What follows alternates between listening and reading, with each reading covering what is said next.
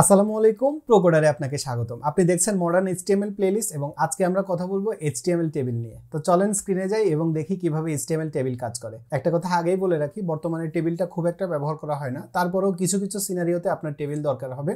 তো কিভাবে আপনি এইচটিএমএল টেবিল ব্যবহার করবেন চলেন দেখি। তো এইচটিএমএল টেবিলের জন্য আমাদের এই যে কন্টেন্টগুলো এগুলো দরকার নেই, তো আমরা এগুলো সবই কেটে দিতে পারি। আমরা একটা ক্লিয়ার পেজের মধ্যে এইচটিএমএল টেবিল লিখবো আর কি, বানাবো।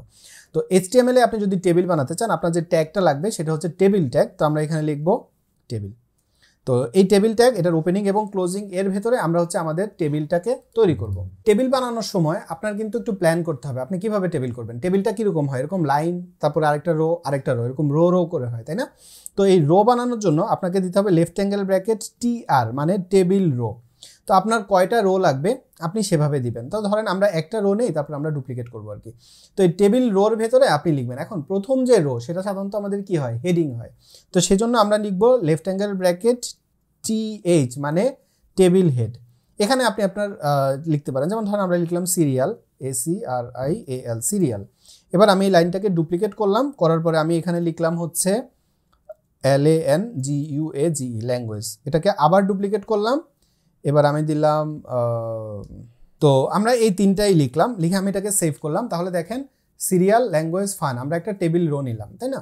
এবার আমি যেমনটা বলেছি আমরা কিন্তু এরকম আরেকটা টেবিল রো করতে পারি। এই সেকেন্ড টেবিল রোর মধ্যে আমরা এগুলো টেবিল TH হবে না, এগুলো হবে TD, মানে টেবিল ডাটা। তো আমরা এখন এই তিনটাকে না রেখে আমরা দুইটা কেটে দিব বাকিগুলা। সিরিয়ালের এখানে আমরা দিলাম 01, তারপরে আমরা আবার ডুপ্লিকেট করব। পরেরটা কি, সিরিয়াল বরাবর হবে প্রথমটা, দ্বিতীয়টা ল্যাঙ্গুয়েজ, আমরা দ্বিতীয়টার এখানে বলে দিলাম HTML। তারপরে আমরা এর পরেরটার মধ্যে আমরা বলবো কি, ইয়াস, মানে HTML লার্নিং ইজ ফান। হ্যাঁ, ওইটা মিস হয়েছে। সেভ করব, আপনি দেখেন 0 HTML, ইয়াস। এবার আমরা যদি এটাকে আবার ডুপ্লিকেট করি, ডুপ্লিকেট করার পরে আমাদের পরের যে টেবিল ডাটা এটা কি হবে, 2, এটা হবে হচ্ছে CSS। এবার আমি যদি সেভ করি, দেখেন।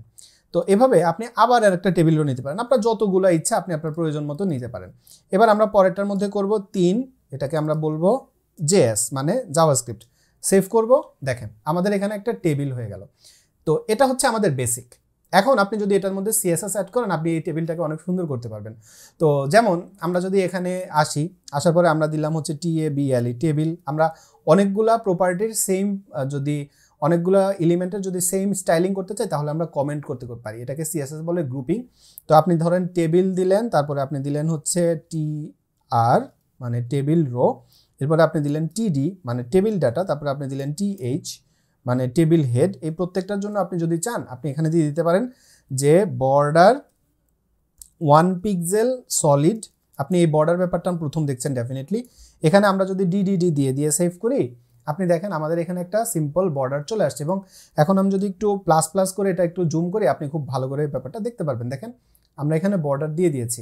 এবার আপনি যদি চান যে এই যে এখানে ডবল লাইনের বর্ডার আসছে, এই বর্ডারটা আপনি দেখতে না চান, তাহলে আপনি দিবেন হচ্ছে বর্ডার কলাপস। বর্ডার কলাপসের এখানে আপনি যদি কলাপস দিয়ে দেন, তাহলে দেখেন এটা এখন সিঙ্গেল লাইনের বর্ডার হয়ে গেছে।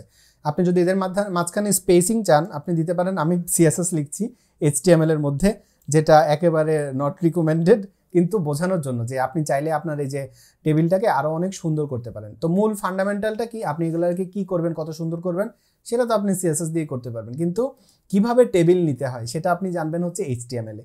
আপনি একটা HTML ট্যাগ নেবেন, সেই ট্যাগের ভিতরে আপনি টেবিল রো নিয়ে আপনার যতগুলো রো লাগবে অতগুলো রো নেবেন।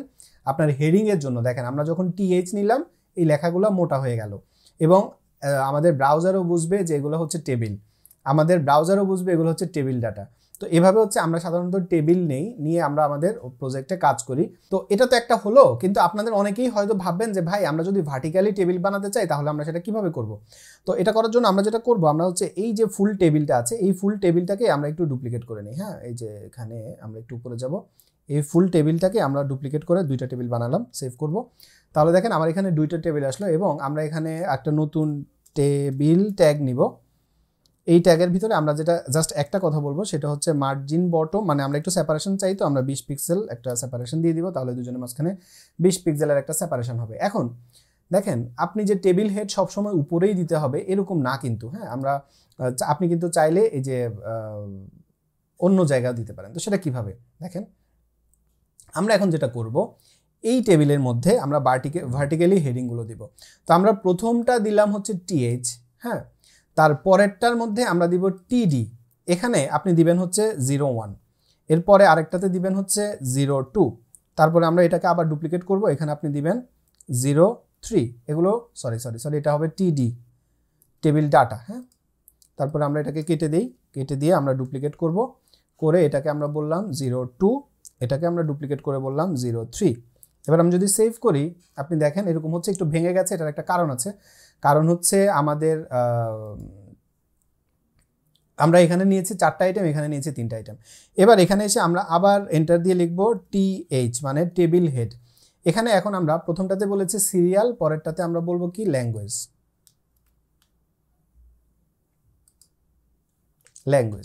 এবং ল্যাঙ্গুয়েজের এখানে প্রথমটা তো আমাদের HTML হবে টিডি, তাই না, তারপরেরটা হবে কি CSS, তারপরেরটা হবে কি জাভাস্ক্রিপ্ট বা JS লিখি আমরা, ওকে। এবার আমরা যদি এখান থেকে একটা কেটে দেই, সমস্যা নেই, আমরা 3টা আইটেমই রাখি। এখানে আমরা আবার দিলাম হচ্ছে